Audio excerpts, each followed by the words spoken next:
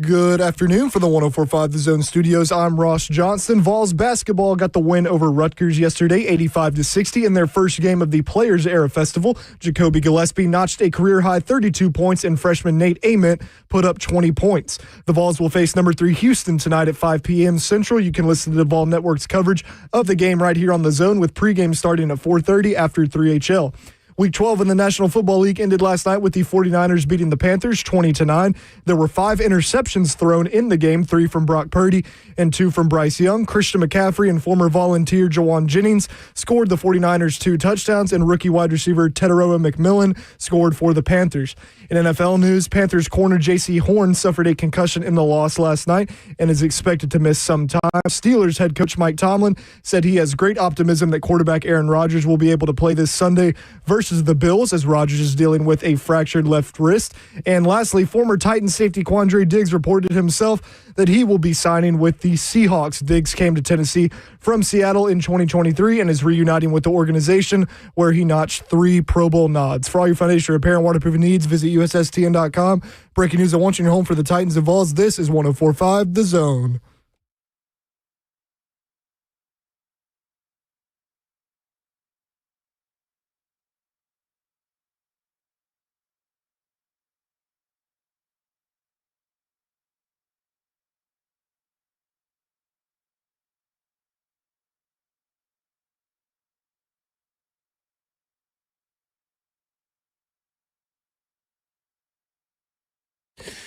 Cover 2 with Blaine Bishop and Zach Lyons here on 104.5 The Zone, powered by All Four Seasons Garage Door, and broadcasting live from the 104.5 The Zone Circus Sports Studio. Kentucky's largest sports book can now be found at Circus Sports at Kentucky Downs. And Blaine, it's been at least 24 hours since the game. I guess now 48 hours since the game has concluded, and I feel like the Titans showed a lot of the young players, and the Titans offensively showed a lot of promise.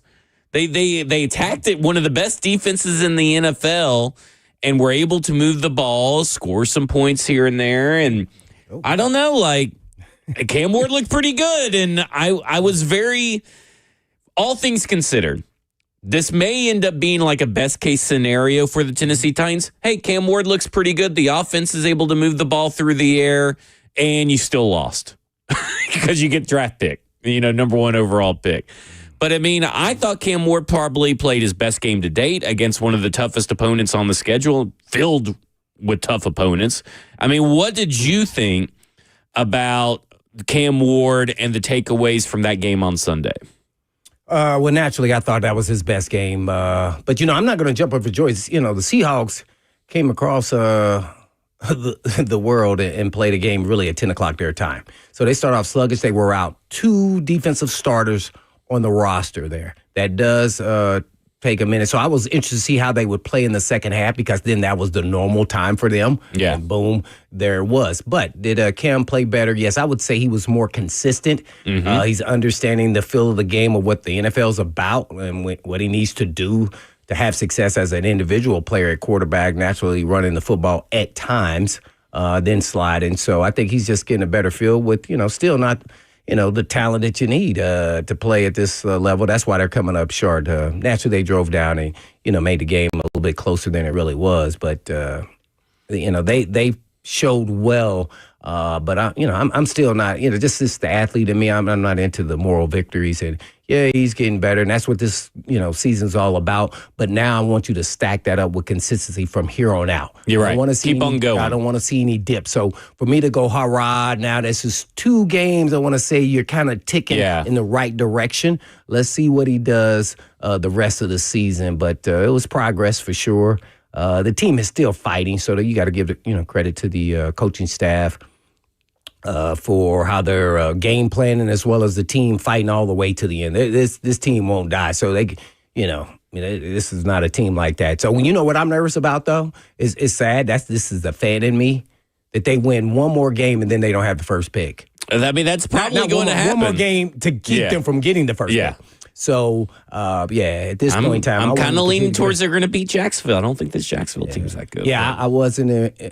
Jacksonville actually played I saw them when I was watching film of the Seahawks. Seahawks barely beat them in Jacksonville too. So Jacksonville is a competitive team, but I don't think they're in the level of the Seahawks. But you just never know. So they have a lot at stake. It seems like the league kind of helped them out with they have to play the Titans twice and the Colts twice. They haven't even played either one of them. So naturally, you want to say that you're hitting your peak towards the end of the season, and this is where it's going. So I'm interested to see how well they play or don't play in this game. The Jaguars, they're always up and down, but it's going to be a game.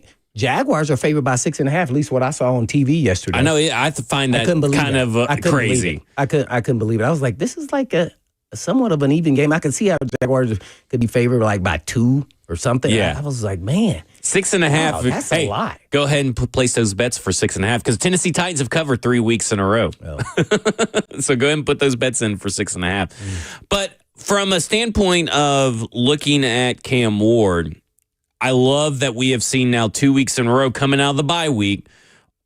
Pretty smart offensive game planning By the coaching staff. and by the coaching staff and him taking advantage of that smart game planning. It feels like he's really starting to take a lot of stuff from underneath. He still is creating plays out of structure. I mean, that Xavier Restrepo play, the catch for 14 yards where he then also gets ejected like into the sidelines midair. That's a great, crazy play, but nobody was open. He had to get out of the pocket. Well, he didn't have to get out of the pocket, but the running lanes that he's been taking up the middle weren't there. Because his right tackle got dusted. No, not on that play. I thought it was that play. No, that was the J.C. Latham had that play locked down, and then Cam Ward went around him. It was somewhere around that point then, right? Yeah, I you're talking about the DeMarcus Lawrence just put him on his butt, but I thought the offensive line actually in pass protection played did a pretty decent well. job. Yeah, I did. It was hard to complain about what they did. Now the run game, I'm still baffled how we can't run the football. And that may be the one thing that Bill Callahan was able to do well, I guess. I find it. Yeah. And it is really bad by everybody, even in the media, to the fans. Oh, Pollard's lost a step. People were saying the same thing about Derrick Henry that last year. No, it's about the freaking offensive line, man. Can they run block? Just pay attention, man. Guy didn't just fall off a cliff all of a sudden. He can't run. And by the way, I would have rather had him out there than Pollard running that short yardage. Pollard runs hard.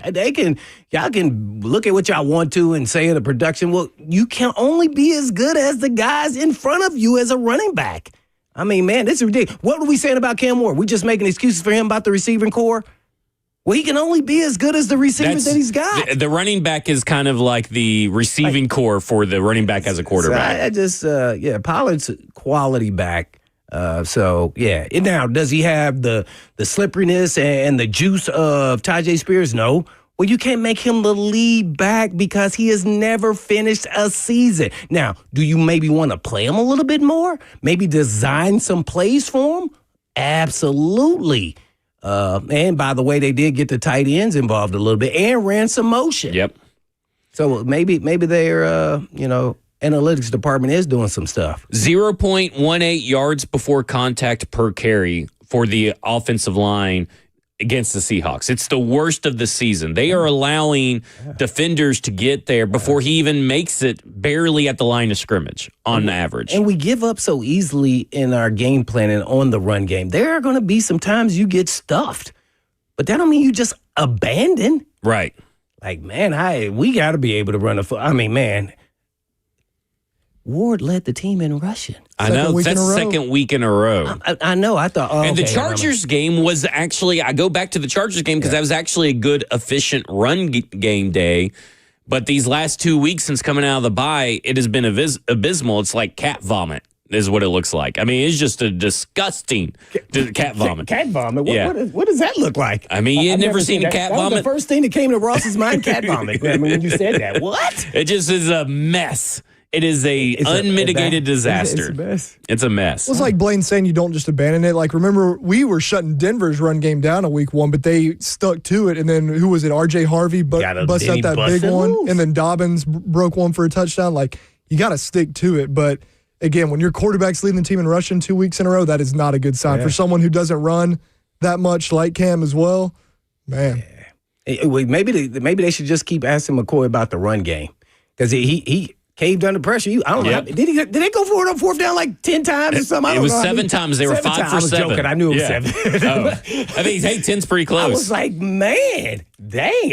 Early and often, I mean, even in one of the ones they didn't convert was a 4th and 21, which I was like, what the heck? That was the Gunnar-Ham play? Yeah, it was the Gunnar-Ham play where he hurdled the guy and almost, I think he was only 5 That yards was the short. play, right, that JC got? I'm not sure on that. I think that one was the play. That was the play. I think so. Why you keep harping on this JC Laser play? I mean, he's really Was it just upset. one bad play or did he have multiple? I didn't No, watch it. I think it might have just been one.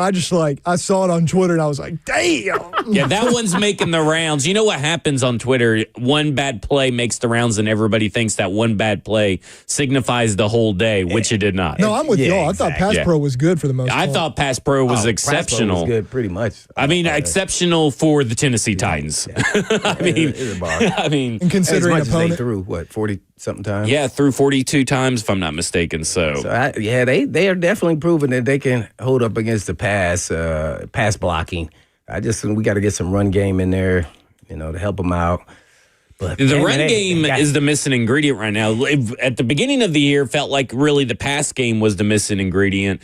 Now, towards the end of the year, we're talking about the run game is the missing ingredient. Can never get them all together. And listen, I'm with you. I think a lot of people harp on the running back, Tony Pollard, and even Tajay, and they're like, well, let's give Tajay Spears more carries. Well, Tajay Spears has done less with his carries than Tony Pollard has. And he's the more explosive guy. We got to find ways to get Tajay Spears. But they don't want to hear that. They don't want to hear it because that's not how it looks because Tony Pollard's getting the bulk of the carries. What about that one time he ran by like 150 yards, only gained like 5 yards? That was hilarious. I was like, dang, man, it's like little leagues, but in the NFL, you can't turn that corner, man. Right. Eventually somebody's going to get you. That was when what he ran all the way over there. I was excited too, by the way. I was like, oh my God, get me. Well, I texted Zach about that because Daryl Johnston on the broadcast was acting like he committed like a crime doing that. I was like, it didn't really have any effect on the play at all. He was acting like he was an idiot for those announcers. I went and talked to the hated Moose, that man. play. The Moose we were up there chiming with, it was at the end of his career, but the beginning of mine, when we had training camp, we practiced against each other, Cowboys.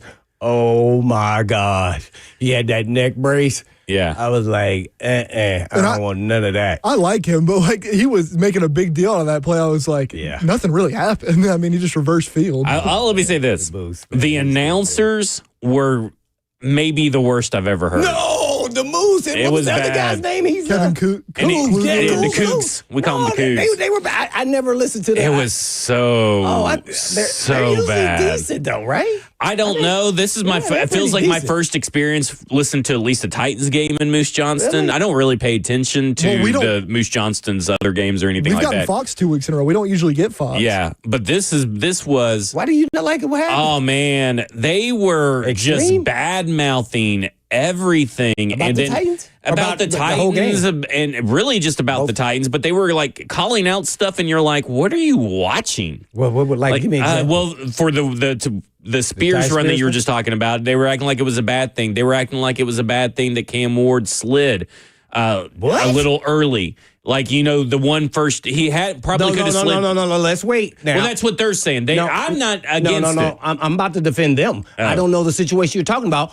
but was it for a first down and where he made it where he didn't get the first down? Because he was just a little bit. Well, then that is on Cam Ward, and I completely agree with that. But they were, you're you in the middle of a You're supposed to be run. the smartest guy on the football field. Well, that's by the way. okay. And you're the quarterback, and you're running, and you need to be peeking down the line, like, hey man, where do I need to go to slide to get this first down? If not, then you do not need to slide. Just a little bit. Sorry, Charlie, no breaks. But there's a difference between calling him out and saying that he should have done it and then just relentlessly bad-mouthing it the whole time. Well, I don't know what that is, There's but a I little think bit there of a was some line. validation in that, hey, he's got to be a little smarter, slide a little bit later. I don't know how they and went then about it. that referee just loved being on TV. They called 21 penalties in that entire game, and every time he came up, he had the world's biggest smile on his face. Him. He was the world's happiest referee. I've never seen a referee smile as happy as he did. He's pretty good, isn't he?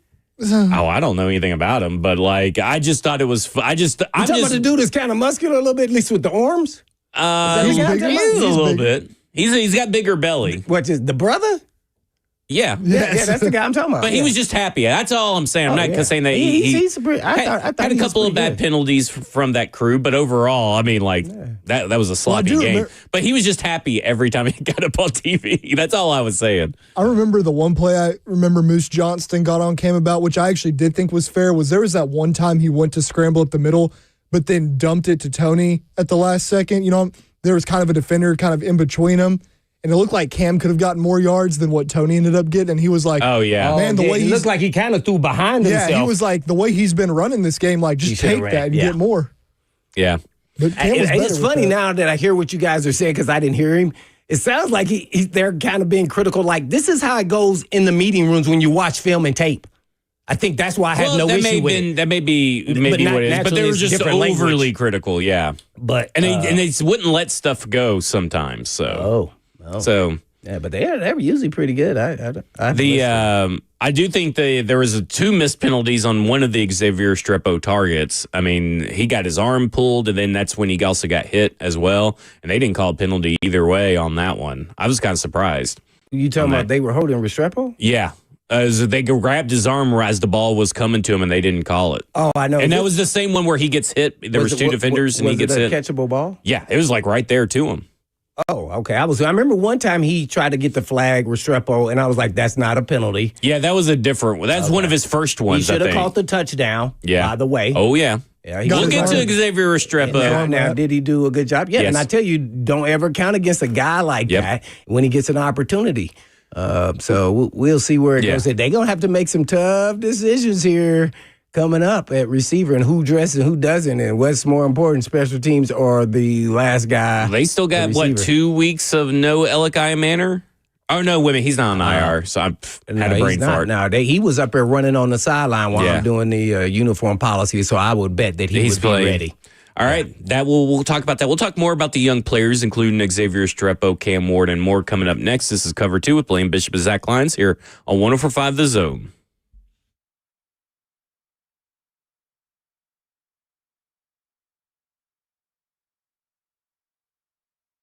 Let's face it, buying a vehicle should be straightforward and stress-free, and that's exactly how Two Rivers Ford has been doing business for decades.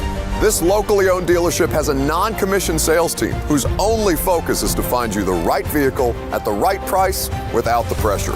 So you'll actually have a fun car buying experience. Great prices, easy financing, and a non-commissioned sales team. Two Rivers Ford, the South's most trusted Ford dealer.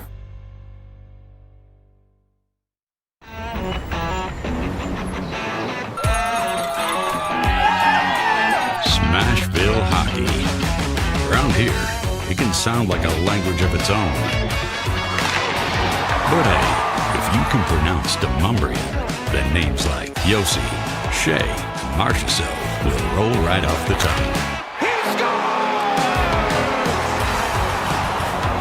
Nashville Predators, only in Smashville. One of the largest sports books east of the Mississippi, Circa Sports Kentucky, is now open. Catch all your favorite games on an 80-foot screen with stadium-style seating and live VSiN broadcast daily. Circa Sports, now open at the Mint Gaming Hall, Kentucky Downs.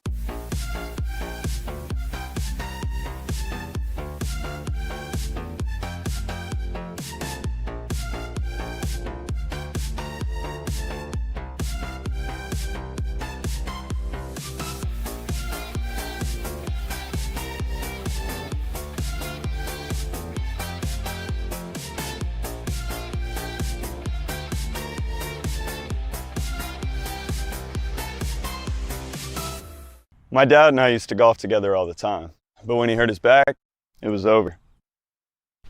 To have your son want to spend time with you is amazing. That's why my chronic back pain has been so heartbreaking. Surgery, fused bones, long recovery. No way, not for me. A friend recommended stem cells, so I gave Kellum Stem Cell Institute a call. I'm glad you're out on the course. Yeah, it's really good. Call the Kellum Stem Cell Institute today. Swing still looks just okay though. Selling your home can be stressful, but it doesn't have to be. Get a guaranteed offer from Mark Spain Real Estate. There are no showings, no open houses, no stress. Work with the #1 real estate team in the U.S. and close with confidence. Go to markspain.com today.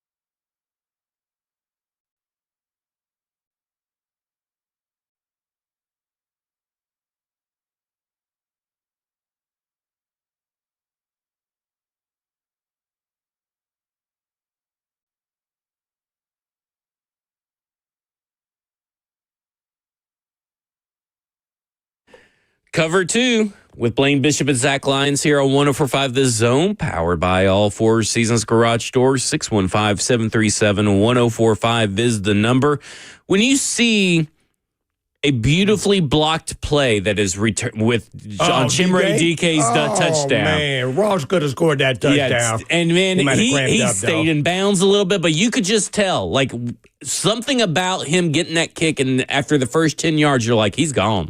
He's getting this, because about 10 people in front of him just perfectly blocked it. I mean, just props to Micah Robinson is a guy that popped in my head that made a block on that crucial block on that. But props to everybody, his return team, props to all of them. And also DK, I mean, that guy's got to get into the Pro Bowl or All-Pro or something for a returner at least. Absolutely. Very least. I mean, that was big time there, man.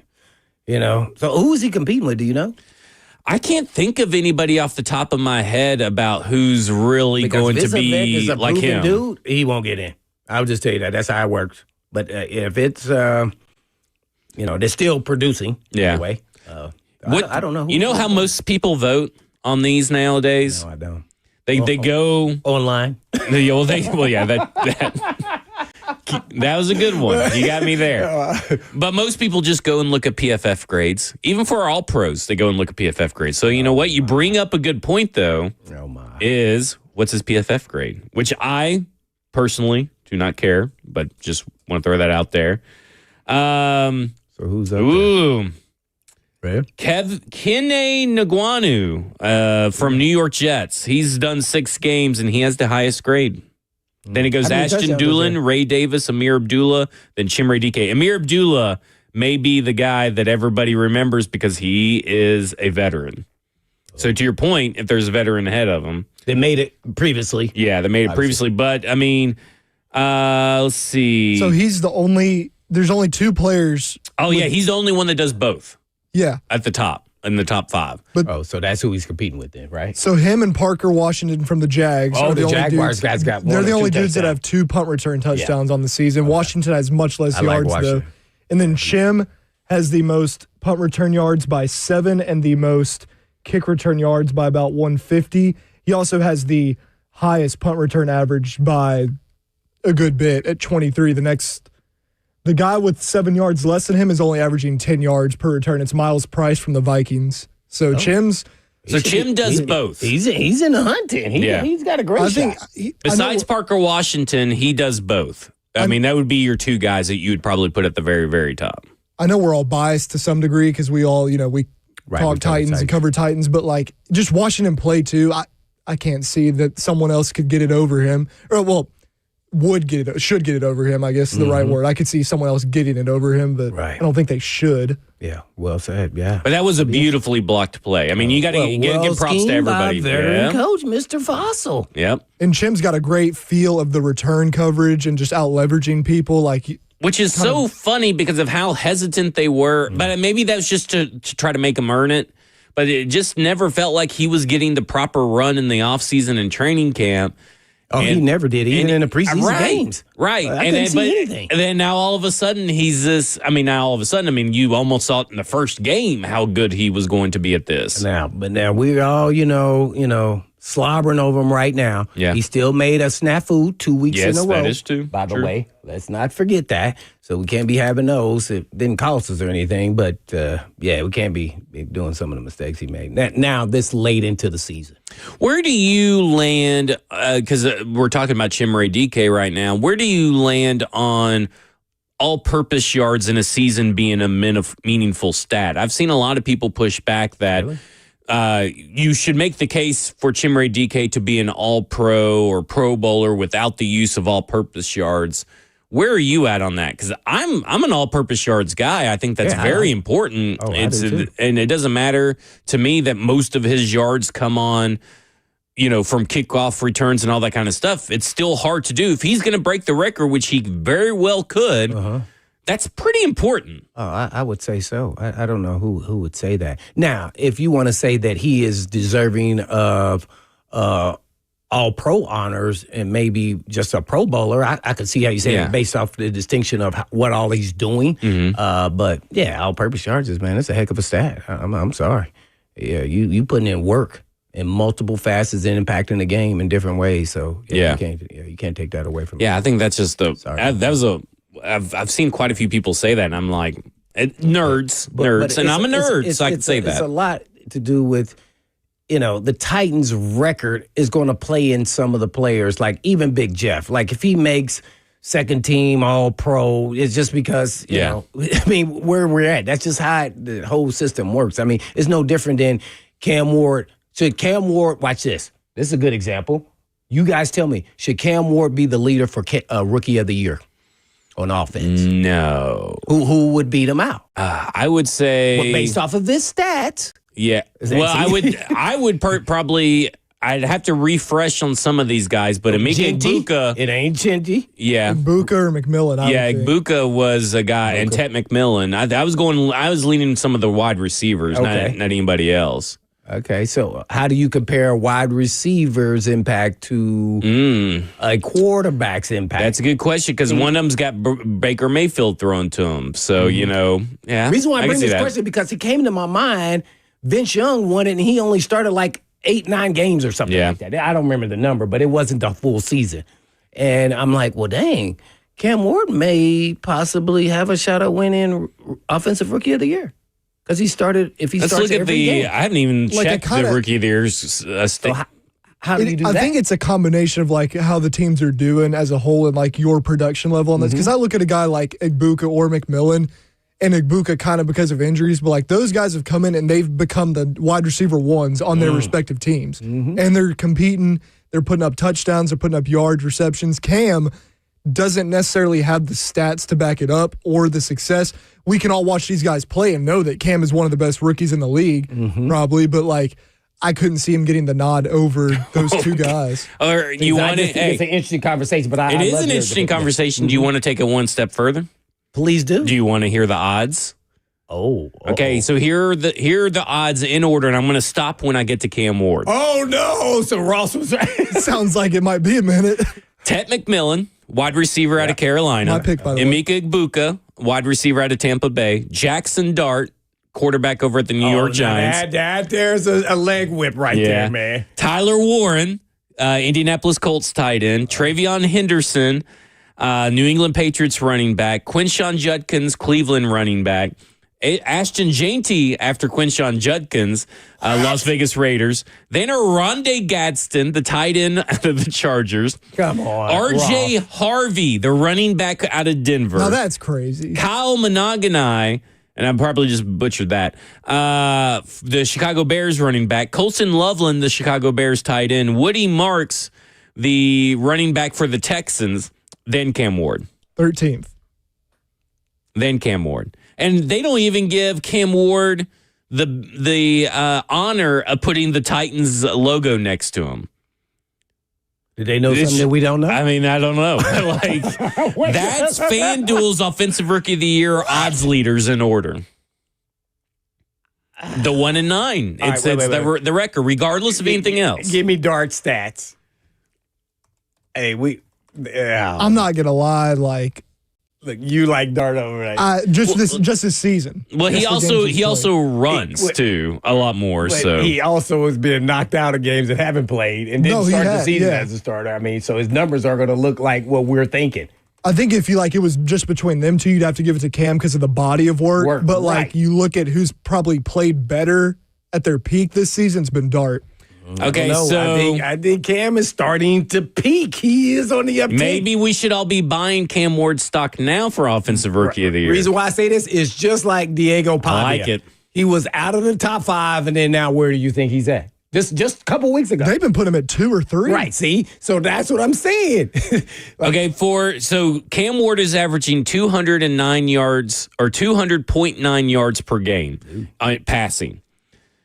Jackson Dart's averaging 157.4 yards per game passing. Now, Jackson Dart does have 10 touchdowns in the 7 games he started, whereas 7 touchdowns for the 11 games Cam Ward has started. And, of course, we have a rushing touchdown we can add to that.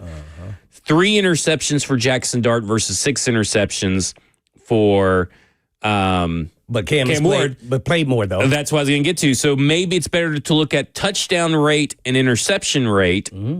Touchdown rate for Jackson Dart is 4.9% versus 1.9 for Cam Ward. And 1.6 interception rate for Cam Ward versus 1.5 interception rate for Jackson Dart. So, and I think we are starting to see Cam Ward everything's starting to click for Cam Ward. So maybe you're onto something. Maybe now is the time to play some bets for Cam Ward Rookie of the Year. Look, he's smiling over. He's making a bet. I'm thinking about it. If you don't think I'm going to go. Is still like, nah. 13? Booker or McMillan, I don't see how he gets past either of them. But he shouldn't be at 13. No. Not at all. But if you bet $10 right now on Cam Ward to win Offensive Rookie of the Year, you could win $2,000. Oh, if he wins it. Hey, Ross, that's worth it. That $10, man. That's worth it. Just saying. He has to win. He can't be like second or third. He got to win. Oh. But, I mean, he is the quarterback. If he wins, okay, let's say if he went 3-3 down the stretch. And he looks good because he's already starting to catch a lot of national attention of people, especially after the Seattle game. And he's got the quarterback bump. I don't know. I think you could still make a case he could get it over with Ted McMillan. I mean, A.J. Brown should have won it over Kyler Murray. Yes. Yeah. And I was stunned. Yeah, I was stunned. I think Cam's going to have to put, because we're not going to have the record for it. But he's going to have to put up some 300 games. He's going to have to put up some like multiple touchdowns, no picks type of games, which he just did, Yeah. But it's a hard road to get to. But where are the defenses that we play at the end now? He just faced some elite level defenses. It's getting better as it goes on. I don't even know. Like Jacksonville's okay, so we're talking about a few. He's probably done almost every team, it feels like, in the top 10. Jacksonville, in terms of passing, is around 16th or 17th. That should be easier for Cam Ward. Now, it's a divisional rival game. They're going to have a lot of tape on Cam Ward to study. Like, it's not always that simple. But theoretically, he is facing an easier slate of pass defenses than he's seen so far. Outside of maybe Cleveland because of Cleveland's pass rush. I couldn't believe it. Okay, so do you know they had 10 sacks? Cleveland had 10 sacks in that game. But did you know that Myles Garrett just now broke his career high of sacks with 18? Yeah. And I was like, he's never gotten to the 20s. I was actually kind of surprised he's never been in the 20s. I just always assumed he at least had one season. But he's easily going to break the single season sack record, likely before the 16th game. So he may even do it earlier because he's playing on another level right now. And I can't believe I'm saying that about Myles Garrett because I thought he already played on another level. I don't understand. I haven't watched any games. I can't wait till we play him that week, but they're not doubling him? I mean, I don't know if he had 4 sacks in a game. That's crazy. I'm like, hey, man. I mean, I guess against the Raiders. 3 people, I would double him, and then I would chip him, man. He'd be like, man, I ain't nowhere. I can't get there. He'd be so exhausted just trying to fight 3 guys every other play. We better help out every single person on our offensive line. Myles Garrett had 3 sacks against the Raiders. And, of course, the Raiders go and fire up their coordinators. Yeah. Patriots, he had 4 or 5 that game? Yeah, I think so. Man. But it's been crazy. I don't think for the awards, though, they're going to pray for Dan Moore. Please, you may have to put, a permanent... He's definitely Defensive Player of the Year. Yeah. No doubt. I was just going to say for the Rookie of the Year award, though, I don't think they're going to factor in, the defenses that we face, or the other teams, right? No, they won't. I don't think they look. Myles Garrett's already gotten the best of Dan Moore. That was the big knock on that we always talk about. Steelers, everybody's like, well, he only plays bad against the elite guys. And I'm like, well, he's going to see a lot of elite guys. And guess what? One of those elite guys he's going to see is Myles Garrett. Oh, man, Myles Garrett is going to absolutely eat Dan Moore alive. If Dan Moore plays, he went down with an ankle injury, so we don't know the extent of that injury quite yet. Oh. How's that going to look? It could be Oliudo, which, let me tell you something, Myles Garrett's going to eat Oliudo alive. Oliudo was not that good when he went in. But, is Oliudo going in a pinch a little cold off the bench, but still. Myles Garrett is going to eat him some left tackles for lunch. You know what it's going to remind me of when we played him in 23 at Cleveland and we kept shifting Chig and everybody, yes. and we would just play that cat and mouse game until the clock ran down. Yeah. Because they wanted to double Miles Garrett. Oh, that was just. I was at Broadway Brew House for that game. I can remember where I was for that game. That was sad. That was a sad game. Yeah, it was really good. Because Deshaun Watson did not play very well, to no one's surprise. But like Miles Garrett just was eating them alive, and he's going to eat. I mean, like you don't even need to put a tight end next to whoever the left tackle is. You need to put like Corey Levin and John Njoku or someone like that. You need to put 2 offensive linemen. You all just need triple team them. Triple team Miles Garrett no matter where he's at. Just put 2 extra offensive linemen no matter where he lines up. Whew. It's going to be a tough task. But yeah. Any other positive or thoughts on the game? Oh, well, JSN, they couldn't stop him. So yeah. naturally, I said that going into pregame. All that. Yeah. I told you, this JSN, man, good Lord. Yeah, they did not game plan very well, it feels like, for that. Man, I didn't like it. I did not like it one bit. Let's talk about that. Let's talk about the defense. Let's talk about Xavier Strippa. Let's take your phone calls as well. 615-737-1045. This is Cover 2 with Blaine Bishop and Zach Lyons here on 1045 The Zone.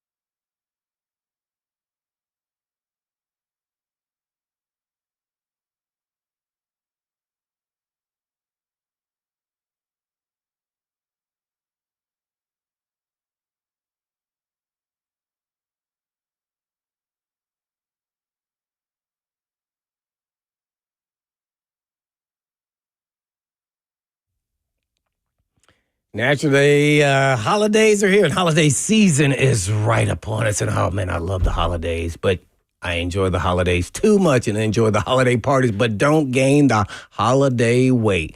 The approach to weight loss at Edge Peptide Hormone Therapy is different. We make sure all the patients have extensive lab work and face-to-face conversations in office with our nurse practitioner to create a customized treatment plan tailored to your specific needs.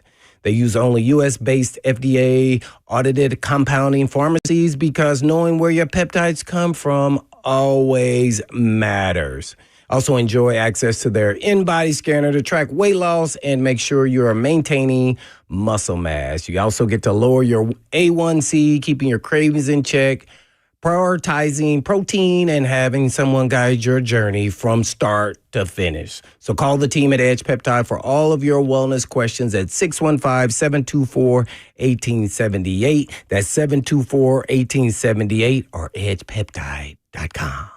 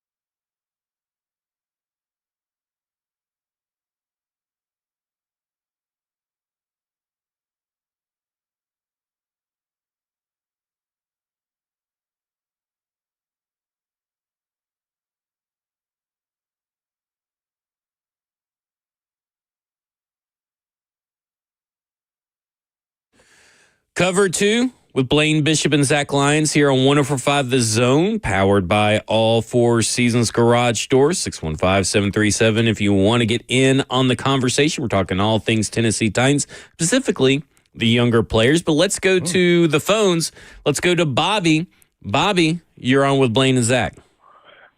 Good afternoon, guys. Zach, I normally don't agree with you on things, but this Offensive Player of the Year, I'm going to help you out. That I made a money line bet on a 10-leg parlay on FanDuel this weekend it would have paid out like $200. Oh. Saints and Falcons came up, and I knew I had the Saints picked, and I wasn't sure about it. They paid me $50 to cash out. I won $50 on a $10 bet. Cam climbs up the ladder. They may pay out a little bit extra for that.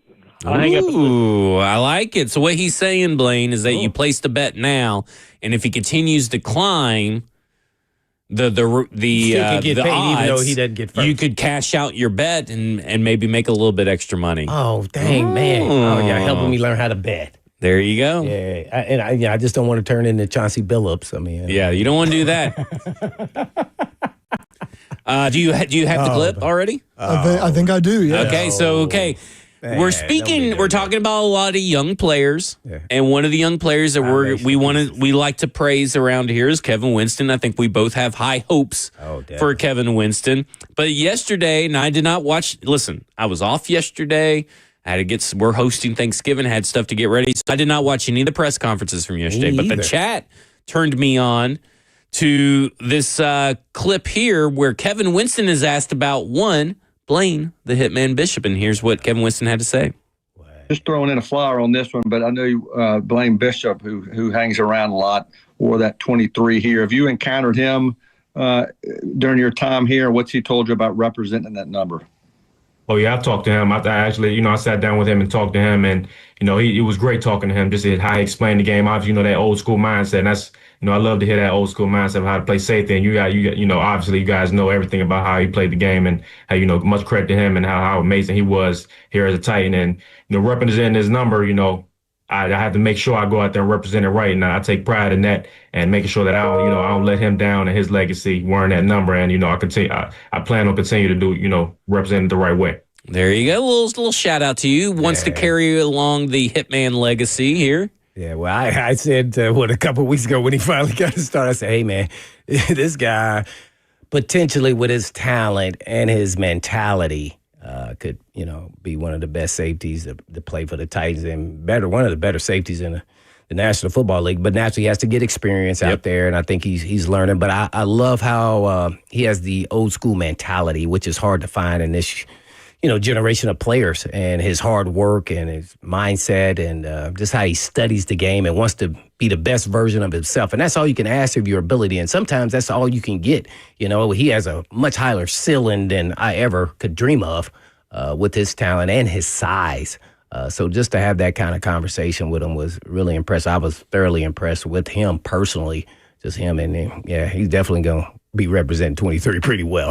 Well, I mean, he's already kind of represented. You see him flying into piles to make sure he gets his hits in. Yeah, he's making those piles move. Mine just, I stalemated him. He's making them move. I appreciate that. I didn't know that he did that, man. I didn't either until the chat said something today. Yeah, he's a pretty good dude, man. I think it's interesting because Denard. But just not on that. I just want to say this about not just him, but those players in that draft class are going to be the foundational pieces to this team when it hits the uptick and never before. And it may happen sooner than later. And I said this last week. Yeah. If they just make some good hits there in free agency and gets another draft class, maybe a little more talented on the upper side of the draft, Femi got her injured, and so we kind of forgot that Femi got drafted when we're talking about all these young players showing up right now. So you hit on your first, if they have like 4 picks in the top 60 or so, and then they hit with those guys, this team could be right back where they need to be and be winning games, and then all of a sudden, whoop, it just happens overnight. So I'm planning on when that stadium opens, they're going to be making a run. I mean, like we said, if Cam Ward continues to show what he's showing now, because he's making throws that not many rookies make. Like, even the best of rookies aren't making some, like that throw to Xavier Restrepo out of structure because nobody was open. Oh, I jumped out of the booth. They I mean, like, I couldn't you believe can't cheer. I said, oh, yeah, I can. I mean, how can you not? But it's even some of the little things where man. he's doing some high-level stuff pre- and post-snap against a very good defense, and he's being able to make throws around players. Like, the stuff that there's bad on tape, right? He's a rookie. But the stuff he's been able to do these last 2 weeks really shows you that those that were calling him a bust heading into the bye, probably a little premature. Now, those calling him a Hall of Famer, probably also premature. But what you've seen, and to your point about this larger scope of this draft class, is that, I mean, Marcus Harris almost had a pick six, and he probably should have. Yeah. But he also had two other that pass breakup and another pass breakup, and he didn't allow a single catch when he was targeted. That's something to build off of. Kevin Winston is obviously a piece that you could build off of. We'll see what Femi is. We don't know what Jackson Slater or Khalil Mullins is yet in a regular season game, but Chimere Dike, Elikai Manor, Cam Ward, Gunnar Helm.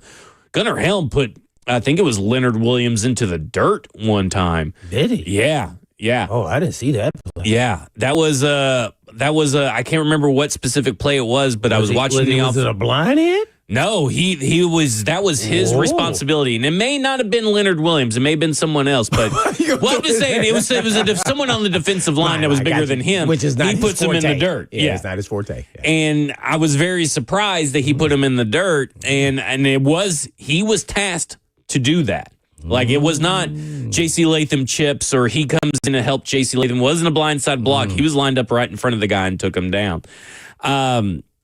I just look at it and you talk about the Kevin Winston being a student of the game. Denard Wilson today said that Kevin Winston texted him 3 or 4 times after the game asking questions. Was the last guy to leave the parking lot after the game, was back in the building early on Monday, meeting with coaches to get things right. It means something to him. He cares. Yeah. And I think not only can you say that about Kevin Winston, but I think you can say this about this rookie class when you talk about setting the tone for younger players that are coming in after you. When you talk about setting foundations and cultures and all the buzzwords you want to do, this has been a very great class in that regard to set the tone for younger players and to be able to show them, here's how we do things.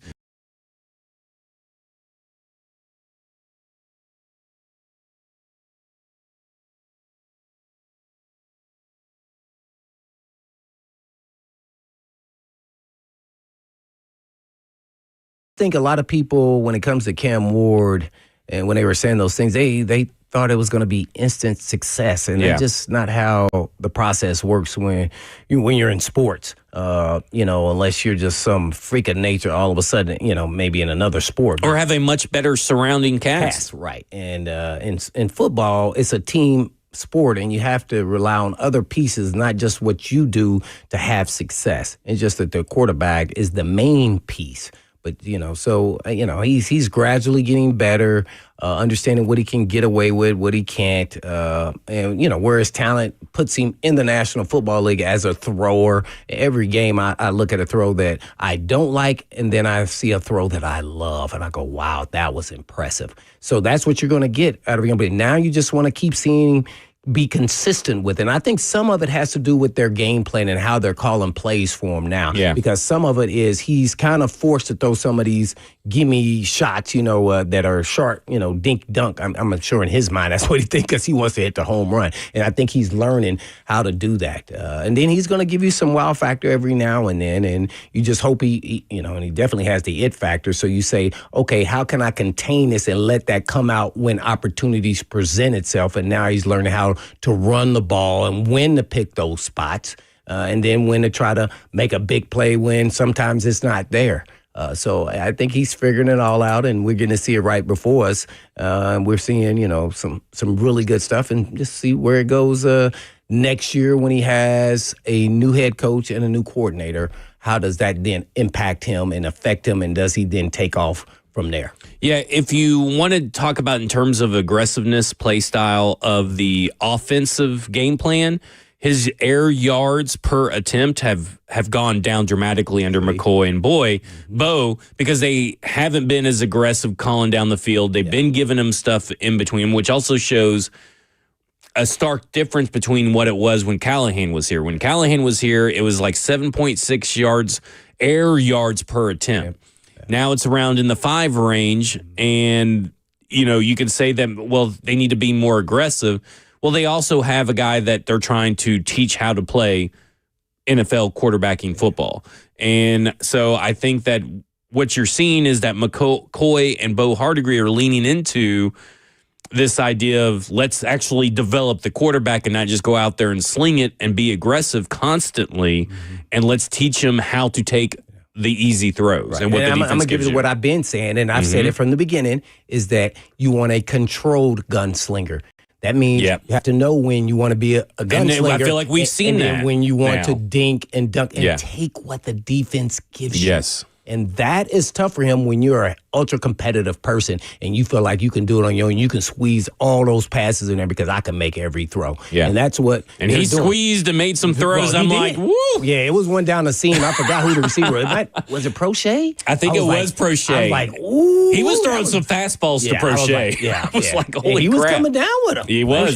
I was impressed with it. What you got, bro? I just said Prochet, I thought was playing pretty well overall. Yeah, he did get away with that one. That one they probably should have challenged. He caught one and it bounced. He didn't really catch it. Yeah, we hurried up to the line and got a playoff. Yeah, they hurried it when they hurried up at the line. Yeah, they got away with one. But hey, it counts on the stat sheet. Well, we got something to go our way. There you go. All right, coming up next, let's talk about the defense. But I also want to bring up one thing that we talked about on the pregame show that I've done some further research on about how the play calling has maybe gotten a little bit better playing to Cam Ward's strengths and making it easier on the rookie quarterback.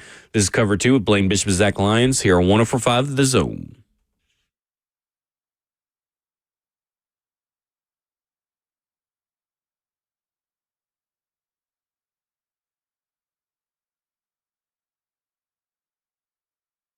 Naturally, holidays are here, and holiday season is right upon us. And oh man, I love the holidays, but I enjoy the holidays too much and enjoy the holiday parties, but don't gain the holiday weight. The approach to weight loss at Edge Peptide Hormone Therapy is different. We make sure all the patients have extensive lab work and face-to-face conversations in office with our nurse practitioner to create a customized treatment plan tailored to your specific needs. They use only U.S.-based FDA-audited compounding pharmacies because knowing where your peptides come from always matters. Also enjoy access to their in-body scanner to track weight loss and make sure you are maintaining muscle mass. You also get to lower your A1C, keeping your cravings in check, prioritizing protein, and having someone guide your journey from start to finish. So call the team at Edge Peptide for all of your wellness questions at 615-724-1878. That's 724-1878 or edgepeptide.com.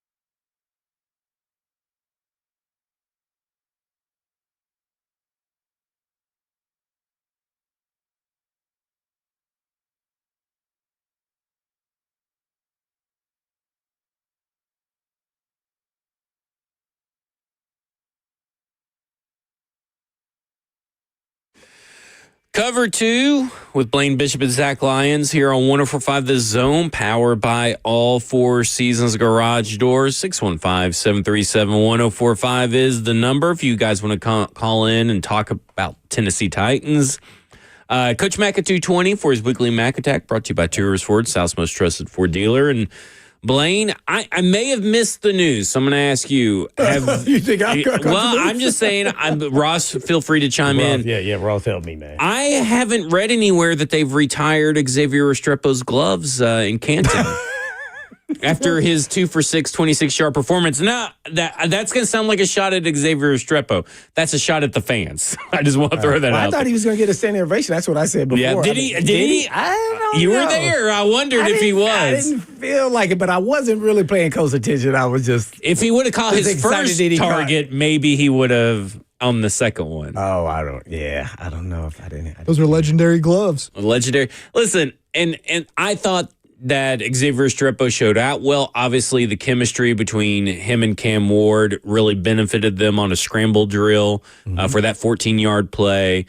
But we also got to remember, it is 2 for 6 for 26 yards. There were one was taken away.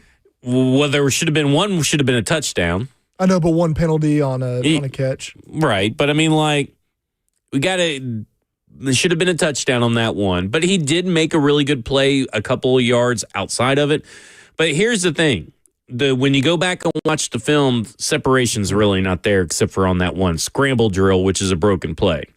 Because I don't know how many yards of separation he had on that specific play, but it kind of looked like 14 yards of separation that was created when Cam Ward went all the way out to the sideline. But he averaged 2.8 for the whole game, which is telling you that on his 6 targets, he wasn't getting separation. And that was always the issue. The issue for Xavier Restrepo not playing was that he didn't play special teams, and he is not that fast. And that's what they needed up until injury surmounted. Calvin Ridley out with injury, Elikai Manor out with injury, Bryce Oliver out with injury. They needed Xavier Restrepo to step up. And he did. I think for an undrafted free agent rookie, I think I would have liked to have at least seen him to make one of those catches that he did not make. But I do think that you saw the benefit of having him there. Not too crazy that out of 18 offensive snaps, he saw 6 targets. That's a third of his snaps were getting targets. That means he was being a little force-fed. Yeah. But I am willing to actually say that I did think that Xavier Restrepo, for who he is, played an okay game. Oh, yeah, no doubt. You got to give him props. And his quarterback from college was going to make sure that he had an opportunity to showcase that. So he did. Scramble plays are a little bit different for me because the separation, you can't really say that again on a scramble, especially one like that, right, and thrown across your body.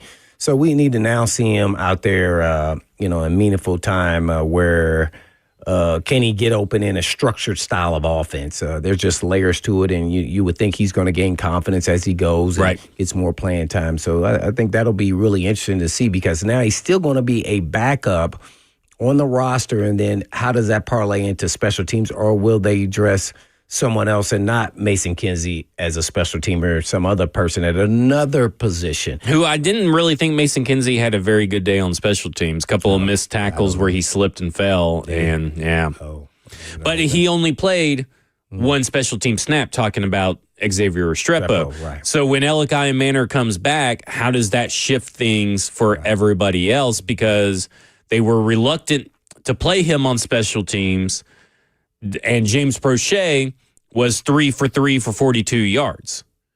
And he looked really good, and he was able to get open and everything. Camp, that he was ahead of and they even talked about that today, talked about his performance at training camp, how he's probably one of the most consistent players. And we were all surprised he didn't make it on the roster. Yeah, I was definitely stunned. And so it seems like, and we know he plays special teams. So now when Elikai Manor comes back, you would assume that's Elikai Manor, Van Jefferson, Prochet, DK.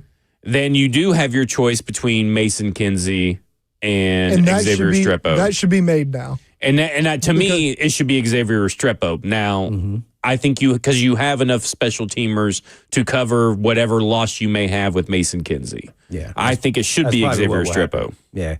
Did he do the? Did you do the anytime touchdown with Oh I my did, gosh, and we I were was a yard so away. mad. Nah, that's why you keep talking about it. I did it too. You did it? Yeah. Oh, there's a lot of people that did it. Yeah, that would have been a good call there. He double called it, and that gave the DB a chance. I think it was Weatherspoon, who's a really good DB. Yeah, anyway. He got that arm in there too. Yeah, at the end. Yeah, but to the point of when we're talking about progression and young players, Xavier Restrepo stepped up in a big spot. I think that this is a good game to build off of. Do they give him the opportunity to build off of it by getting him active and involved? He's still in the practice squad. I don't think should be right now too big of a fear that anybody's going to come sign him off the practice squad. But do you elevate him on game days? And that's the roster math that has kind of kept Xavier Restrepo out. That's what we've been telling you that they feel. Like, you know what I'm saying? Like when we're telling you that they don't like Xavier Restrepo or they need to see more from Xavier Restrepo on special teams to make him active on game days, it's because that's what they've said. And so we have to understand that, okay, now how's the roster math going to work out? Because you saw that Cam Ward at least liked Xavier Restrepo. You saw in a glimpse that connection and that chemistry when things break down that they can find each other. But how often is he going to get those snaps to take advantage of that, right? Because he still only played 18 offensive snaps. So you have to hope that one of those 18 offensive snaps that he plays in the future, a play breaks down. Like, I mean, to your point, you got to see what he can do in structure next. Yeah, that'll be interesting. And the reason why we keep bringing up special teams is because when you're not a starter in the National Football League, you must contribute to dress on special teams because that's actually your starting role as a special team. And he's not actually starting. I think he was on one of the special teams. I saw him blocking on one of the plays. Might have been punt return, maybe. And so he's not a gunner. He's not a returner. So you say, okay, how can we dress him? And then if we do, he's not a special team. We're going to have to put somebody's got to play special teams that's, hadn't been doing it. So that's why it was always going to be an issue because of his size. He's not really able. He's supposed to be, if he could say, oh, he's the backup punt returner. Well, I don't think they view him as a backup punt returner. Right. Most of those guys that are short like that, the Wes Welker type players, are usually just the actual skill guy. And that's why I've been talking about, if he wants to have success in this league, he's got to be around 190 because then you accentuate his strengths with his quickness.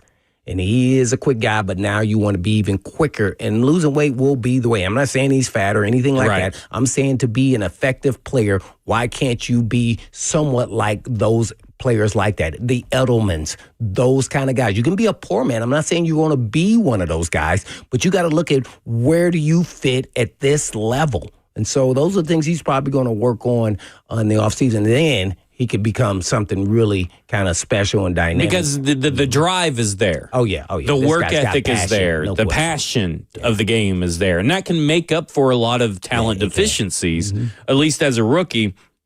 It's just roster math is the issue here. It's not necessarily an indictment of him. It's an indictment of maybe how the roster is set up. And I do think, though, that if I were looking at this team from going on forward, I would be like, if it came down to either Mason Kinsey or Xavier Restrepo, I'm bringing up Xavier Restrepo. But if it's James Prochet and Xavier Restrepo, I lean James Prochet. Oh, that's kind of how I would roll with it. That's a no-brainer. Yeah, I would agree The with Restrepo to Kinsey isn't really close to me either, to be quite honest with you. And Blaine, I love watching the slots. One thing you could tell is he just runs better routes than Kinsey. He just does. That basic he ran that he caught at the 1 yard line and got tackled, that's the same type of break as Kinsey's out and up last week. And Zach, we watched that play. Yeah. Kinsey's break was not great. And then that scramble drill play, part of it's the chemistry, yes, but he just has a better feel for the game. He could feel that open space, whereas Kinsey last week, he was trying to do what the coaches told him to do, which is fine, but you got to be a ball player at some point and feel that open space and just have that football instinct to just settle down and make a play. Yeah, I think those are great points, and that's kind of what makes the separation. But you can't know that until he's actually in a live game. Yeah. And see, that's what his feel for the game, and that it's called football instincts. and some players live on them, but is that enough to get you out here and be a productive player? And you can say that you saw it in college, but NFL moves faster in college. Totally the players are totally different in college. Because of his size, right, and his speed. And I think that's where the concern started happening for all the teams. Because I mean, you go down to the Senior Bowl. He was like a 5th round, 6th round pick, but all of a sudden he goes out there and runs, what was it, a 4.8 or whatever it was. That brought concerns about how will he be a productive player in the National Football League. And if you go down to the Senior Bowl, I was there. He got progressively slower as the week went on. Maybe he tweaked something. I don't know. But he wasn't getting separation in one-on-ones in the end zone in the condensed field.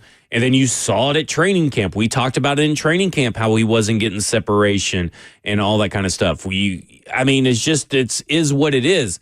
But some players are, hey, lights are on. I'm out here on the field. I'm out here in the game. Here we go. But it also helps that it was his quarterback. Yes. Yeah, I think he has that supreme confidence too, don't y'all? Like, yes. Absolutely. To be that height and that speed and to be able to do what he did in college and make it onto an NFL roster, you have to be confident. And also, like, the speed, I get we all get caught up in the time. It's more about playing speed to me because you see guys run 4.2, 4.3. They don't play like it. No. But you're right, Zach. Like, he plays faster probably than his 40 time, but it's still not enough to get that consistent separation. No, I think he still plays at I don't think he is fast. I think he's quick. That's why I'm talking about the quickness. He is never going to be fast. I'd agree with you. That's a total. I know people get it confused with fast and quick is, but it's the guy. I mean, it's the feet. Yeah, like his feet. So he's got quick feet. It's just now we want to accentuate that even more so. How can you be even quicker? And to your point, and like we talked about with Cam, in short window areas, he will be unstoppable. And that's that weight, if he continues to grow. But that's what I keep saying. But also to both your all's points here that we're talking about is that we talk about Cam Ward, Gunnar Helm, Malachi Manor, Chimere DK all getting another year where they're not having to worry about pro days, combines, and all that kind of stuff. Yeah, Xavier Restrepo, it can fall into that category as well.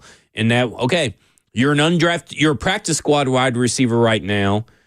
You could possibly turn into a 5th or 4th wide receiver on this team, depending on what happens in draft, free agency, and with a whole offseason of work. Right. Because I don't think they're going into the offseason as Xavier Restrepo wide receiver 3. I wouldn't assume so. You know what I'm saying? Like, fans get a little carried away in these situations, but I do think there is a path to make this roster for Xavier Restrepo, especially with another offseason of work. Well, I think a guy like him is always going to be having to prove himself at least early on in his career. So it'll be very interesting. We must not forget Bryce Oliver is also a player, if he is now healthy, will move up ahead of Restrepo because not only is he a special teamer, but he's shown that he can do some things in this league, even at the end of last season. So I know you can only carry so many smaller slot receivers. So just imagine you sign a veteran receiver and you draft an elite guy high. How does that impact Restrepo? See, every year is a different year. That's why every year you're trying to prove yourself. Does that make him a 5th guy, or does that make him right where he's at before the season started, more of a practice squad guy? Depends on what you're competing against. So every year is going to be different for a guy that's at the back end of a roster. Every player, if you're not a starter, then you're fighting for your life. This is a guy that will thrive on that. Right. He lives for that because he uses that as juice and motivation his entire life. Yep. I'm with you. All right, coming up next, it's time for our weekly Mac Attack with Coach Mac, brought to you by Two Rivers Ford, South's most trusted Ford dealer. This is Cover 2 with Blaine Bishop and Zach Lyons here on 104.5 The Zone. We got it.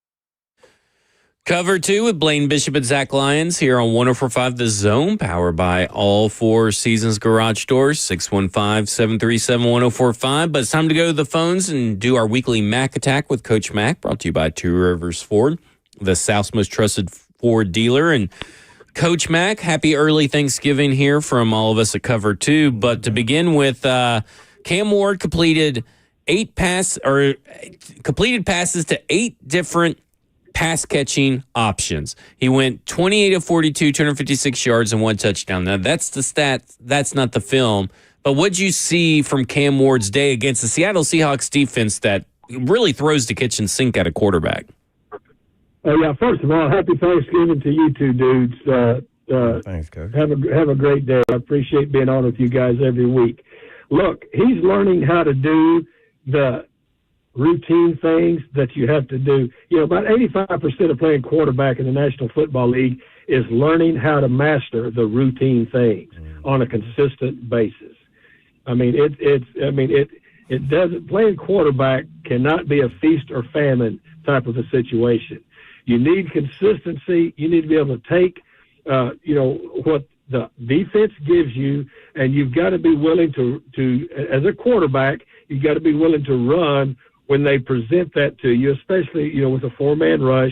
But it's having the patience to progress through the game plan and through what the defense is showing you down in and down out, rather than trying to hit a home run every time you're swinging, from the plate.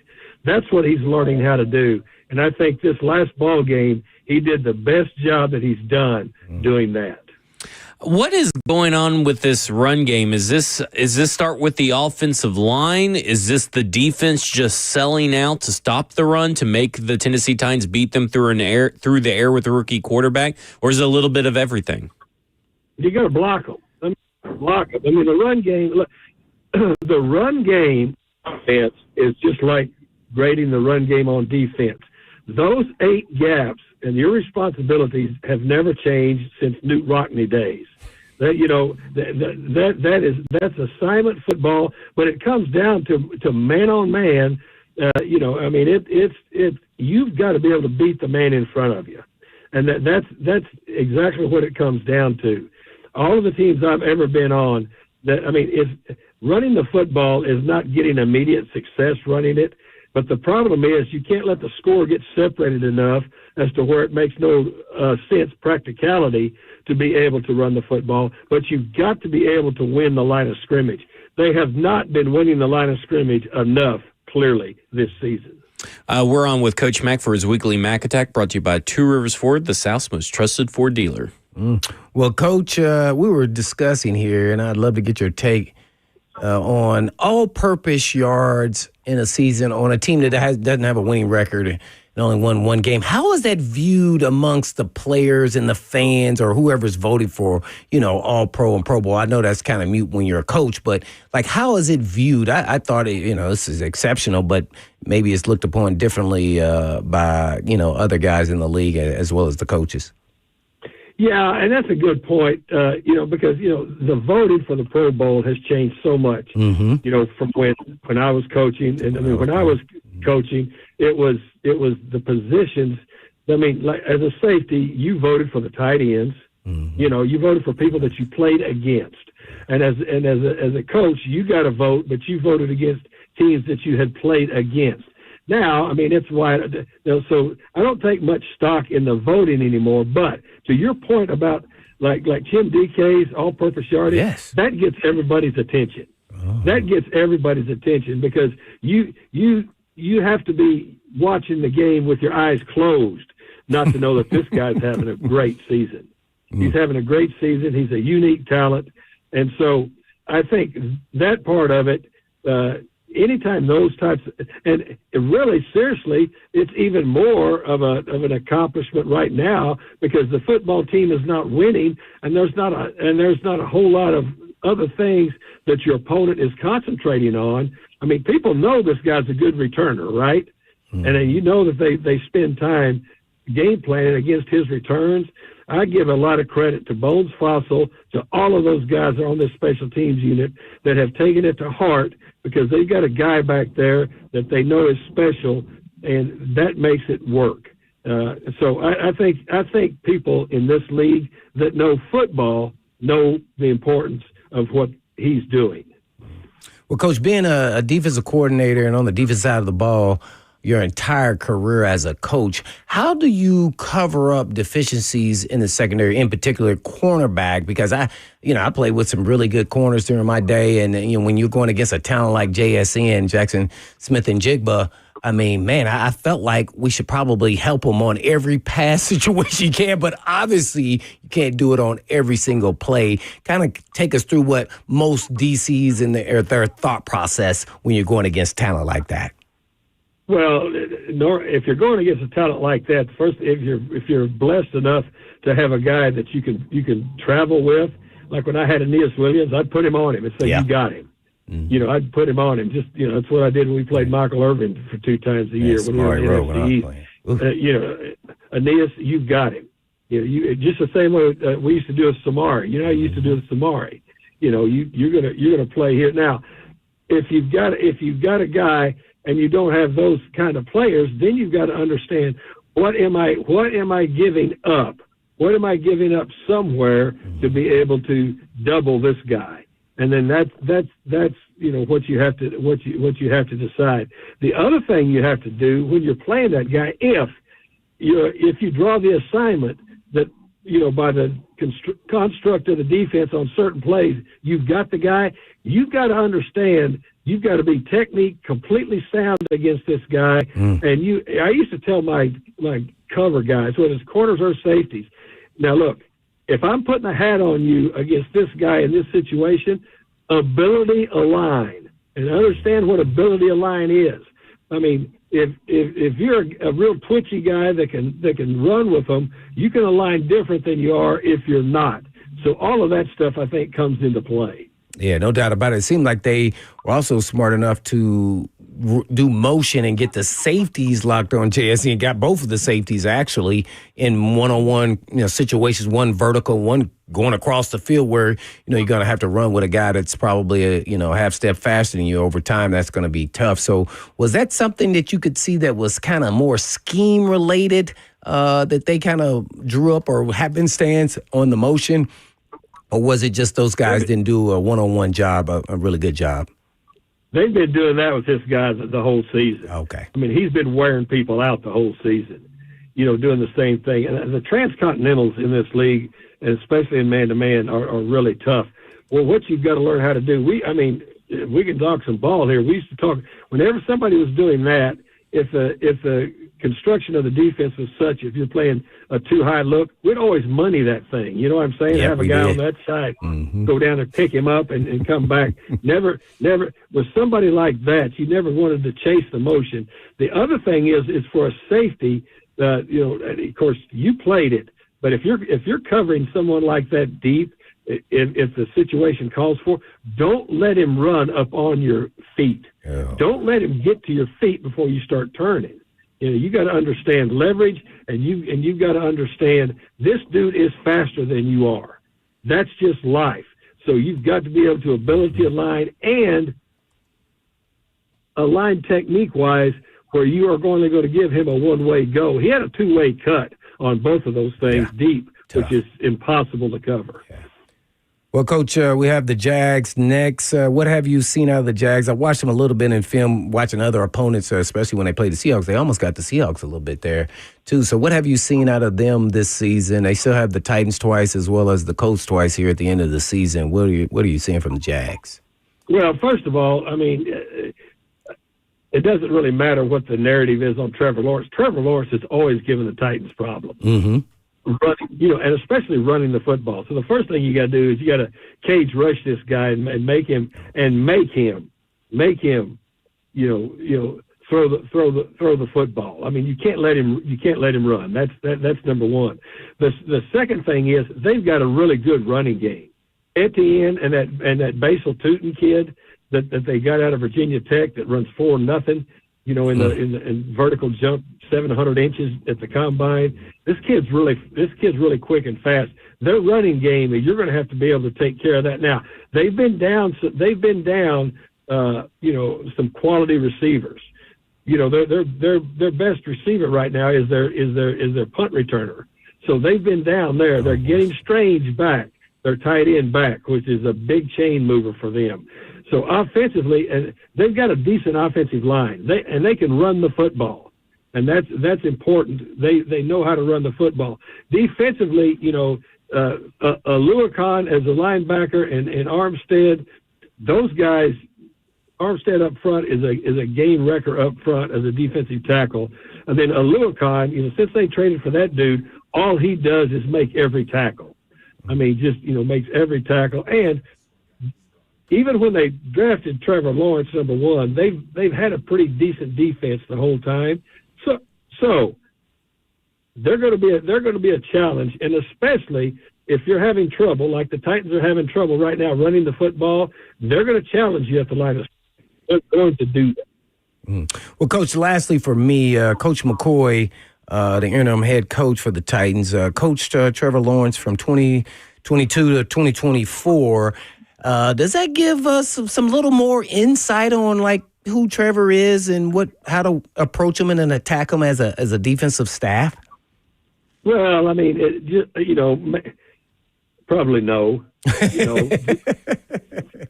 All of that, how that is. Yeah, You've been on teams where you bring somebody in from the other team and try to get intel from them, and you end up confusing yourself. Yeah. You know what I'm saying? Yep. Get your game plan, believe what you see on tape, and then go to work on that. That other kind of stuff like that is highly, highly overrated. That spy versus spy stuff. There you have it, Coach Mack giving us the Mack attack. A guy that we haven't really talked a lot about this offseason or this regular season is Tavondre Sweat. Now, I heard Denard Wilson talk about him being the zero tech last week primarily, but what have you seen kind of from Tavondre Sweat? Because the position he plays goes a little unnoticed sometimes. Yeah, well, I mean, look, his biggest thing is consistency. I mean, that's what he has to do. We know he's a pretty immovable object. He's got really quick feet for a man that size, for that big.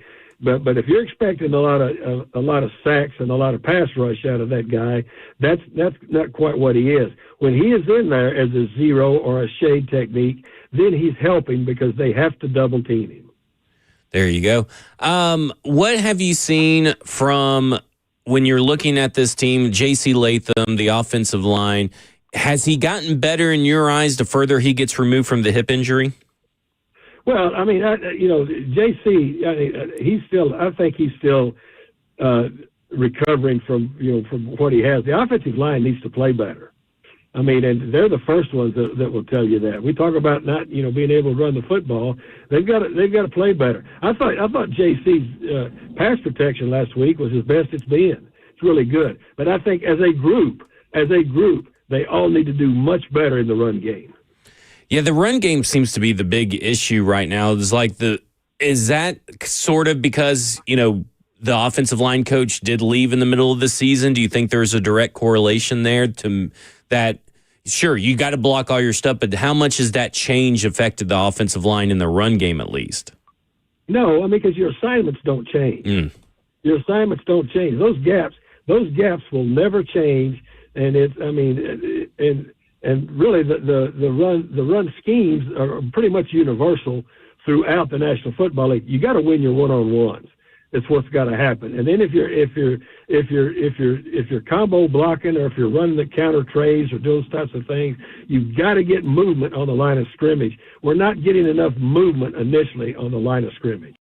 There you go. Coach Mack here for his weekly Mack Tech, brought to you by Tours Ford, the South's most trusted Ford dealer. Coach Mack, have a good holidays. Guys, happy Thanksgiving. I'll see you. See ya. All right. Always thankful for a conversation with Coach Mack. We heard some interesting stuff. Let's talk about the Tennessee Titans when we come back from break. I want to talk about, has the offense gotten better schematically? Are they putting Cam Ward in a better position to succeed than they did earlier in the season? Let's talk about all that when we come back. This is Cover 2 with Blaine Bishop and Zach Lyons here at 104.5 The Zone.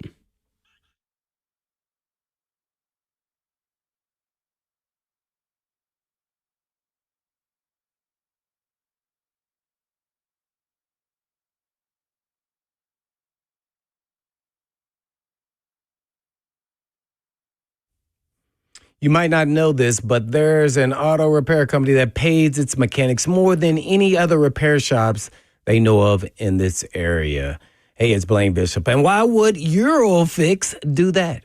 A decent technician can make 50 to 60 grand a year, and a good technician that's pretty fast can make up to $120,000 a year. And a really, really fast technician who's really, really good can make up to $180,000 a year. And they're a mechanic. Can you believe that?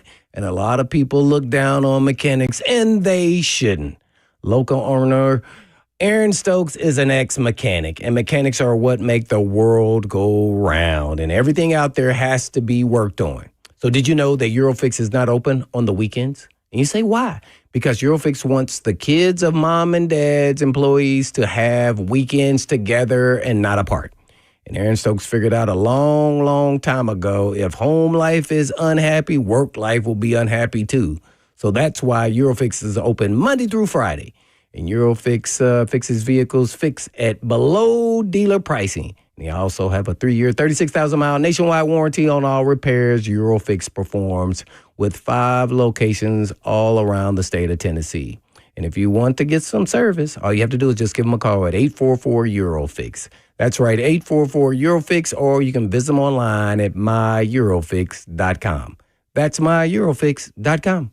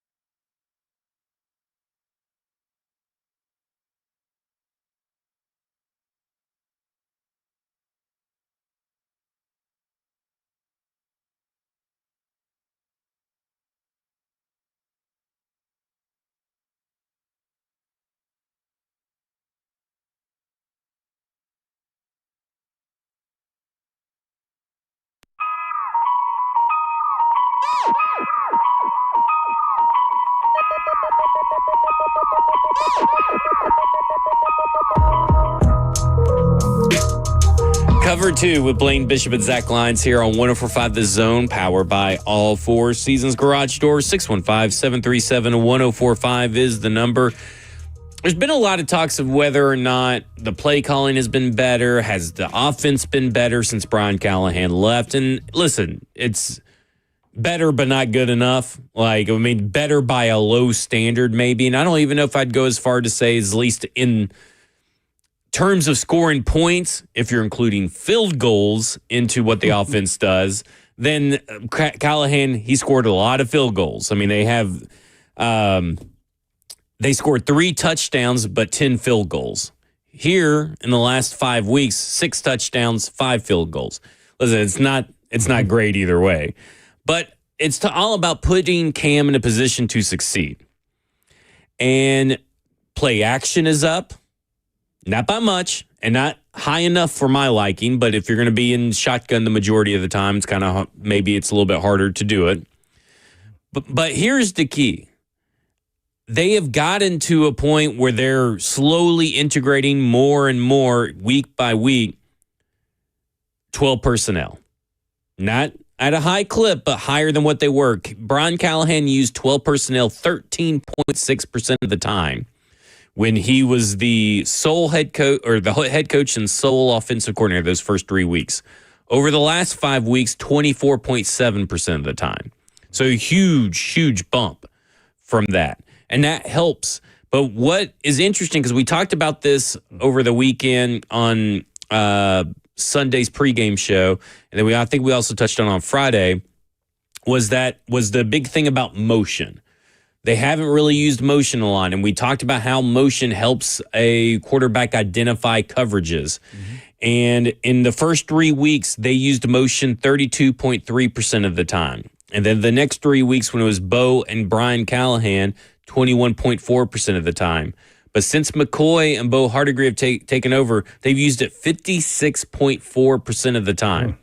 So that's a huge benefit to Cam Ward, and I think that may be why we are seeing Cam Ward look a little bit more comfortable after the snap of the ball because the motion's being used. The offense has gotten better, but it's still way below league average. I mean, we're splitting hairs here on whether or not the offense is truly better, but we can look at Cam Ward and say, on film, he himself has gotten better for sure. And that's maybe just the natural progression. Yeah, no doubt about it, because you could say after the bye week, these last 2 weeks, he's gotten better. So was it things that they changed, or was it things that he changed individually, or was it they changed their approach a little bit more and said we're going to lean into those percentages you talked about there, which jumped up 25%, which is a big jump. Yeah. So it helps, especially a young quarterback, let alone a veteran quarterback, to identify hopefully what the defense is running. Then you already know where your first read is at immediately, and you can get to your second one automatically. So I think it's helped out, and I think they're learning to, use the 2 tight end sets a little bit more.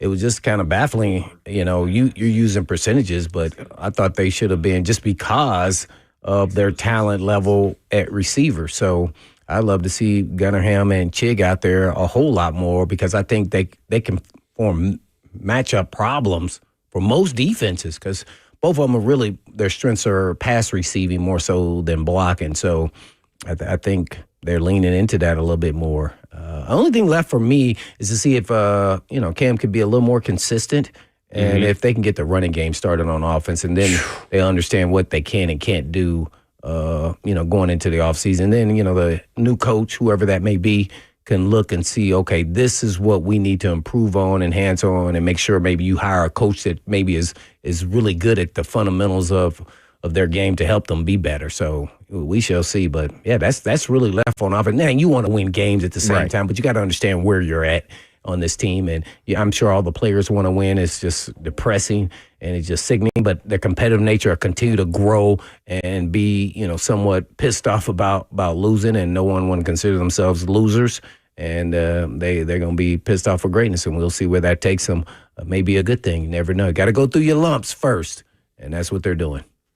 Yeah, and it's unfortunate that they're having to take their lumps, but I think, you come out better on the other side sometimes with the, Unfortunately, the going fan through base don't want adversity. that. Yeah. The fan base don't want to be hearing that, but that's it. I will say this. That was the most fun I've had watching a Titans game in a while. Yeah. They had to get me under control up there in the press. They blame you can't cheer for the team. I said, yes, I can. Hey, man, oh my God, especially when Cam did those crazy plays there, man. It's like, you're playing Madden or something. It's just crazy. Well, and his decisiveness, I've seen for him to decide when to decide to run the ball and all that, the decisiveness has been unreal. And again, it goes to the process and the speed of thought, I guess you could say. He did say the game is slowing down it for does. him, too. Yeah. I don't know if it's slowing down or he's speeding up, but either way, you know what I'm saying?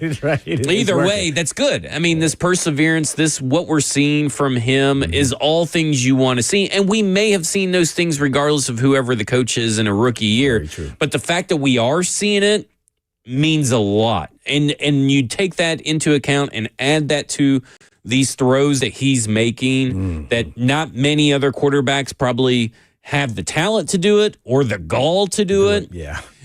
that means you got fearless now, by the way, on some of those throws. You got something a little special and something you should be excited about. Yeah, those are one of those things where you're standing on the sideline if you're the coach, no, and then you're jumping up. Yay, great job. You're because there's throws that he makes that just take your breath away, but not in a good way. It's on the approach. You're like, is someone going to catch it? Like you're holding your breath. Like, is this an interception or is someone catching it? Whenever he flings that thing down the when it works out. Yeah. When he flings it down the seam every time, I'm like, you never know. But it's with such decisiveness and confidence. Maybe we've seen it now just enough to know that, hey, it's going to make it. Yeah. It's because he be ripping it down the seam and the camera has to move so fast. You're like, oh, gosh. Oh, yeah, they need to catch it. That throw to Prochet on that seam, I was like, ooh, oh, yes, get down, Prochet. And he did. I mean, he squeezed it in there. That was a great throw. I probably wouldn't have recommended that. Just a few things to wrap up Cam Ward's last 2 weeks since coming out of the bye. He's been in the top 10 in QBR, which is total EPA and all, situation, all that stuff, ESPN's stats. So he's a better version of passer rating. He's higher ranked than he is as Offensive Player of the Year as a rookie. Yeah, pretty much. He's been top 10 in each of the last 2 weeks, top 4 or 5 this week. And this is his first 2 weeks with positive expected points added per play. Now, explain to us what that means. So that means basically every play based on historical data is given a number based on the down, the distance, and the position you are on the field. And typically what they're saying is, here are the expected points you're supposed to add on a play by gaining so much yards. It's kind of like, call it yards with context. And so if you gain a certain amount of yards, you probably gain a certain amount of points and all that kind of stuff. It's a probability game. But it's based on history data, and it's constantly updating. Lose yardage too? It does it when you lose yardage. So then you have your expected points before, and then the expected points earned. You take your expected points earned minus the expected points before, and that's your expected points added. So how much are you adding value above and beyond the historical context of your certain situations in your certain game against your certain down distances and all that kind of stuff? So it's basically called yards with context. It's not, obviously you have your garbage time stats, your downs distance, all that kind of stuff. So it's basically just adding an extra layer to yards. And for the last 2 weeks, last week was his first time in positive. This is his second week in positive. His completion percentage has been pretty good for these last few games as well. Stuff you want to see, the growth you want to see, it's all pointing in the right direction. And we'll talk more about Jacksonville tomorrow on tomorrow's show, because tomorrow's our last show before Thanksgiving break. And that's right. We got to do best bets tomorrow. I know we got to do Lions Den best bets way early this week. Which, by the way, got 3 right, went above 50%. So, you know. We're not going about Tennessee putting a whipping on the Swamp. We'll have to do that tomorrow. We're going to talk about Tennessee versus Florida tomorrow. We're going to talk about Tennessee versus Vandy tomorrow. Rivalry weekend. We're going to talk about Jacksonville versus Tennessee. But to get to all of that point is that, okay, now you have a little bit of an easier defense. What's the next step for Cam Ward? I just want to see continued growth from Cam Ward. And we've seen, really since the bye week, he took a big leap at the bye week from what he previously put on tape the prior 9 games. And I think these last 2 games, he's been exponentially better than those guys. But can he continue to get better as the season goes on? Still want to see that multi-pass touchdown. No, he got a rushing touchdown, which I thought he was going to land on his head for a second. That was a big hit. I know he got a passing touchdown and a rushing touchdown, but I want to see some multiple passing touchdowns. Want to see some 300-yard games. But hey, I'm along for the ride right now. And so far, the last 2 weeks, have had a pretty good time with Cam Ward. Been fun to watch. It's been now all they have to do is come away with a W. Yep. And that's a team sport because we didn't really talk about the defense today. We'll have to get into the defense tomorrow and what Denard Wilson said about those 2 explosive plays from Jackson Smith and Jigba and talk about some improvement that they need to make also in the run defense. Yeah, the defense was mid. Very mid. Mid or ass? No, I'm not going to go there. We got a lot of stuff to cover tomorrow. We got a lot of stuff to cover tomorrow, so make sure you guys tune in. This has been Cover 2 with Blaine Bishop and Zach Lyons here on 104.5 The Zone. 3HL's up next. And in the meantime, in between time. Peace.